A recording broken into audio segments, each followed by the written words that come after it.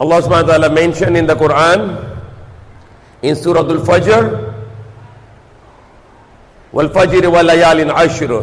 Allah swear by the Fajr, the time of the Fajr, the dawn or Bukhay Liwaliway in Tagalog. And then next, swear Allah said, وَلَيَالٍ عَشْرٍ, and by the 10 nights.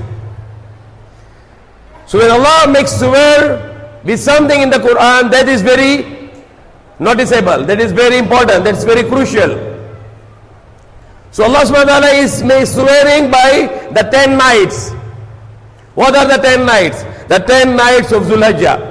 Yung 10 gabi ng the month of Zulhajjah, yung buwan ng Zulhajjah. Tomorrow night is the first of Zulhajjah night. Bukas na gabi, unang gabi ng Zulhajjah, the month of Hajj. And these 10 nights, Allah swear in the Quran that they are very great nights. So what we should do in the nights of the first 10 nights of Zulhajjah, we make worship. We make Qiyamul Layl. We make Tahajjud. And we make dua. And we make Astaghfar. And we make Tawbah. Because it's the time for Tawbah now. The hadith I read, the Prophet ﷺ said, the day of judgment, the hour will not come until the Hajj to the house of Allah will be abandoned. Sabi ni Prophet ﷺ, yung oras, anong oras? Oras ng yung bagsak ng mundo. The world of the end of the world. The hour is end of the world, bagsak ng mundo. Prophet ﷺ said, La taqumu as-sa'a will not come until the Hajj to the house of Allah will be abandoned. Last year, the Hajj is abandoned. This year, Hajj is abandoned. Subhanallah. Not just our death, but we are near to the end of the world. This world is going to finish now. Because Prophet ﷺ said, the hour will not come until the house of Allah, the Hajj to the house of Allah will be abandoned. And this year, walang Hajj. No Hajj. More than 99% people will not go to Hajj. Only the people in Kingdom of Saudi Arabia, they will make Hajj. Subhanallah. First of all, the people in the world are traveling. America, Europe, Asia, people are already traveling. Bakit bawal Hajj na yun? Lahat ng mga tao sa mundo traveling na yun. Bakit yung mga tao sa Jeddah, Riyadh, Dammam, bakit sila pwede Hajj? Bakit ibang Muslim hindi pwede Hajj? Bakit hindi pwede fly sa Dubai? Bakit hindi pwede sa Karachi? Bakit hindi pwede sa Manila? Bakit yung mga tao sa Jeddah pwede papunta sa Hajj? Dammam pwede Hajj, Riyadh pwede Hajj, Al-Khubar pwede Hajj, but Yemen hindi pwede Hajj. Dubai no, Karachi no, Pakistan no, India nobody can go Hajj, Philippines nobody go to Hajj. Exclusive Hajj now. Only the few thousand people will make Hajj. Only meron Saudi passport, meron akama Saudi pwede Hajj. Subhanallah. Kailangan ba akama ng Saudi para Hajj? Dahil Muslim hindi Hajj? Bakit bawal Hajj? Bakit hindi tanong sa Saudi government? Bakit wala Hajj? Bakit yung mga Saudi pwede Hajj? At yung mga akama ng Saudi Arabia, yung mga trabaho, pwede sila Hajj? Bakit hindi kami Hajj? Bakit bawal Hajj na yun? Kung may sakit yun, bakit yung galing Riyadh, walang sakit? Galing Jeddah, walang sakit? Galing sa Al-Khubar, walang sakit? Bakit double standard? This Kaaba, it is not for the Saudi. This Kaaba for lahat ng Muslim. Yung Kaaba yan para sa lahat ng Muslim. Kailangan niya magmasyura sa lahat ng Muslim ano gagawin. Kung ibang pwede Hajj, iba hindi pwede Hajj. Hindi pwede sa ganun sa Islam. May kailangan masyura, may kailangan lahat ng Muslim may decision. Because abandoning the Hajj is not for only local people. The Hajj is for the all people in the world. Azanu min Allahi wa Rasuli. Allah said that on the day of Hajj, make announcement from Allah and His Messenger that mushrikin cannot come to Hajj. Only mushrikin cannot go to Hajj. Yung mga samba sa mga Jus-Jusan, hindi pwede sila papunta Hajj. Tayo Muslim, we believe in one God. So that is a very, very warning for us in the world today. It is very, very dangerous for this world today that the world is going to finish. That is the second year the Hajj is being abandoned. And that is one of the great sign of araw ng buhukom, yung araw ng bagsag na mundo. The end of the world is approaching. The what I read from the Quran is about the 10 nights. The 10 nights of Zul Hajjah. Tomorrow night, inshallah, will be the first night of Zul Hajjah. The first night of the month of Hajj. Month of Hajj, Zul Hajjah, yang number 12 months. Last month of Islamic calendar. Huling buwan ng Islamic calendar. Next month will be Muharram, the first month of Islamic calendar. And Nabi Muhammad SAW said that these 10 days, yung 10 araw, as yung 10 gabi, this is the most beloved to Allah subhanahu wa ta'ala. You can do pray, you can do charity, you can do fasting, and you can pray at the night, tahajjud, or qiyamul layl, make dua, make tasbih. So dapat lahat tayo mag-fasting, start ng Sunday, July 11. Hanggang sa July 19. 9 days, we must make fasting. And then we must, and then the 10th day is al-Adha, the day of sacrifice. So 9 days of fasting, siyam ng araw ng fasting, at yung pang-sampo, yung 10th day is a day of celebration, the al-Adha. Yung Eid natin on the 10th day. So 9-day fasting, and then the next day will be the celebration. And then 10 nights of ibadah. Start from tomorrow night, Saturday night, until the night of the Eid, which will be the Monday night. Until the Monday night, 10 nights, diretso tayo mag-ibadah sa gabi. After Isha, hanggang Fajr, kahit ano oras pwede mag-ibadah, tahajjud, tasbih, zikr, la ilaha illallah, dua, reading of Quran. Yan mga ibadah sa gabi ng Zul Hajjah. And the fasting in the day of 9 days. We start from the day Sunday, which will be July 11, the first Zul Hajjah, until Monday, next Monday. So Sunday, Monday, Tuesday, Wednesday, Thursday, Friday, Saturday, Sunday, then Monday. 9 days of fasting. These are the greatest fasting after Ramadan. Ano yung pinakamalaking fasting maliban sa Ramadan? The 9 days of Zul Hajjah. Fasting sa siyam ng araw ng Zul Hajjah. That is the greatest fasting. Beside this is another great fasting is Ashura, next month, Muharram. 10th of Muharram, Ashura. And then the 6th fasting of Shawwal. And then every month, at least 3 fasting. Tatlong fasting every month. 3 fasting every month. This is the sunnah. There are many issues here which we can discuss about, especially the Hajj is approaching. And what is this Hajj? And what happened before Hajj? There's a history of Nabi Ibrahim alayhi salam. The day of Hajj is a day when Prophet Ibrahim alayhi salam make rituals. Whatever we are doing during the Hajj, it's all done by Prophet Ibrahim alayhi salam.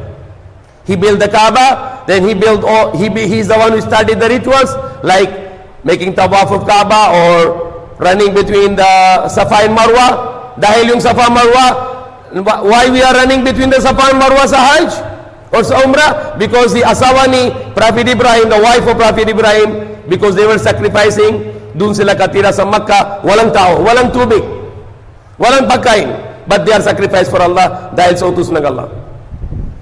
So kung walang tubig, si Hajra, yung asawa ni Prophet Ibrahim, the wife of Ibrahim, Prophet Ibrahim, then she ran between the mountains para siya hanap ng tubig. So 7 beses siya nang magtakbo siya. Safa, Marwa, Marwa to Safa. 7 times you run between the 2 mountains, then Allah like it very much. Gusto ng Allah dahil ito sakripisyo. So lahat tayo gagawin dun sa sa'i between Safa and Marwa. And then what happened in the Mina? It is also the sunnah of the Prophet Ibrahim alayhi salam to make leap there. And what happened with the Jamrat, the Rami, we are throwing a stone to the 3 places. Yan nang ginawa ni Prophet Ibrahim Noon, utos ng Allah ng sacrifice his son. Yung anak niya gusto ng Allah na maging sacrifice. So, papunta siya dun para sa sacrifice kasama yung anak niya Ismail. Shaitan come and sabi kay Ibrahim, huwag na gagawin mo. Hindi na utos ng Allah to ito. O may iba-ibang temptation ginawa ni Shaitan. But Prophet Ibrahim, he throw the stone to 7 beses to 7 times to the Shaitan. So yung rami dun sa Hajj, ginagawa ni Prophet Ibrahim al-Islam. And on the 10th of Zulhijjah, yung sacrifice, it is also the sunnah of the Prophet Ibrahim al-Islam. Because we are following the religion of Ibrahim. Sabi ni Prophet Muhammad sallallahu alaihi wasallam, Allah said in the Quran, sabi ni Prophet, millata abikum Ibrahim hanifa. Sabi ni Allah na sabi ni Prophet Muhammad sallallahu alaihi wasallam, I follow the religion of my father Ibrahim. So, yung religion ni Prophet Muhammad, hindi bagong religion. Yan religion ng Prophet Ibrahim. Yan religion ng Prophet Adam. Yan na religion ng lahat ng propeta. Moses, Jesus, Muhammad, lahat isang religion, Islam. Submission to serve to the command of Allah subhanahu wa ta'ala. So when he was bringing his son to sacrifice, and that was the greatest sacrifice in the human history, that Allah is commanding a father to sacrifice his son, to slaughter his son. And then when he was about to slaughter, and then he said to his son, that Allah command me to sacrifice you. Ano sabi ni Ismail, yung anak niya? He said to father, if al-matumar, satajidun inshallah minas sabirin. Gagawin mo, gagawin ninyo. Ano yung utos ng Allah sa inyo? And inshallah, you will find me among those who are patient. So father is submitting to Allah, the son is submitting to Allah. When he was about to slaughter his son, Allah commanded to knife, hindi katay. The knife is not going to slaughter Ismail. And then Allah sent the sheep. Pinadala na Allah ng isang tupa para katay na lang, para maging celebration. So yung Zulhijjah, 10th of Zulhijjah is the day of sacrifice. Prophet Ibrahim al-Islam, he started that tradition. So we should not love the money, but we use our money, buy the animals, and sacrifice in the way of Allah, and to celebrate ourselves, our families, our friends, our relatives, our neighbors, and all the poor people. Lahat ng mga mahirap, kahit Muslim mahirap, kahit hindi Muslim mahirap, pwede mag-share. Hindi pwede sabihin na, hindi Muslim lang. Kung mayroon kayong mga kapitbahay hindi Muslim, you must share the meat. Para maalam nila, mabait ang Islam. Generous ang Islam. Generous ang mga Muslim. Kung sabi mo, oh, hindi pwede kayo, hindi Muslim, hindi pwede bibigyan namin ng karne. Astaghfirullah. Parang kita nila, Islam hindi generous. So kung mag-sacrifice tayo, slaughter tayo, kung meron tayong mga kapitbahay hindi Muslim, bibigay tayo na yung karne. Para sa Allah. Para tingnan nila Islam, ang mabait ang Islam, ang generous ang Islam. Gusto namin na mag-sacrifice para kay Allah. Allah subhanahu wa ta'ala said in the Quran, in Surah Al-An'am, in the huli sa Surah Al-An'am, Qul inna salati, wa nusuki, wa mahyaya, wa mamati, lillahi rabbil alamin. Say, surely, my prayers, and my sacrifice, and my living, and my dying, are all for Allah subhanahu wa ta'ala. There is no partner for him. La sharika la. Wa bidhalika umirtu ana awwalul muslimin. And that I am commanded that first among those who submit to the command of Allah. Also, the command of sacrifice is mentioned in Surah Al-Kawthar, the smallest surah of the Quran. Pinakamalit ng surah sa Quran. Bismillahirrahmanirrahim. Inna atainaka al-Kawthar fasalli li rabbika wanhar inna sha'naka wal abtar. Allah subhanahu wa ta'ala said that surely we will give away to you a great abundance. The Al-Kawthar means, it could be the great abundance, and it could be means the Hawd Kawthar, the fountain of Kawthar in the next life, on the day of judgment. Where it is a big house, which is sweet more than honey, and which is white more than milk, and which is with, the glass is there is with the diamond and silvers, with the diamond and pearls, the silver glasses, with diamond and pearls. And the Prophet Muhammad will give his ummah the water from his hands. So Allah said, surely we will give you al-Kawthar, which could be meaning the great abundance, or could be meaning the Hawd al-Kawthar. Because when Prophet Muhammad sallallahu his children were dying, his sons were dying, only daughters surviving, and then the mushrikeen were saying that you will be cut off. Then Allah sent this surah for him. Surely we will give you the great abundance. He will give you al-Kawthar. فَصَلِّ لِرَبِّكَ وَانْحَارْ. So pray to your Lord and make sacrifice. So that prayer is Salatul Eid, Salatul Eid al-Adha, and then after Salatul Eid al-Adha is sacrifice. Sabi ni Prophet Muhammad, kung sino man yung katay, yung sacrifice na hayop before Salatul Eid, useless. Hindi tanggap ng Allah. Yan maging karni sa pamilya niya. But no sacrifice. Dahil yung command of Allah, فَصَلِّ لِرَبِّكَ وَانْحَارْ. Pray for your Lord and sacrifice. So yung sacrifice susunod. Una yung Salatul Eid, tapos sacrifice. And inna sha'niyaka wal-abtar, and surely who hates you will be cut off. So yung mga mushrikin, they cut off because they criticize Prophet Muhammad that you will be cut off. But Prophet Muhammad did not cut off. His generation is continue with his daughter. And his spiritual generation, all of us are his spiritual generation. So Prophet Muhammad is honored today by the billions of people in the world, but those who are laughing at him, they are already finished. They are already cut off. So may Allah guide us. Ameen. Alhamdulillah Rabbil Alameen. Thank you for watching, and please don't forget to share, like, subscribe, and comment.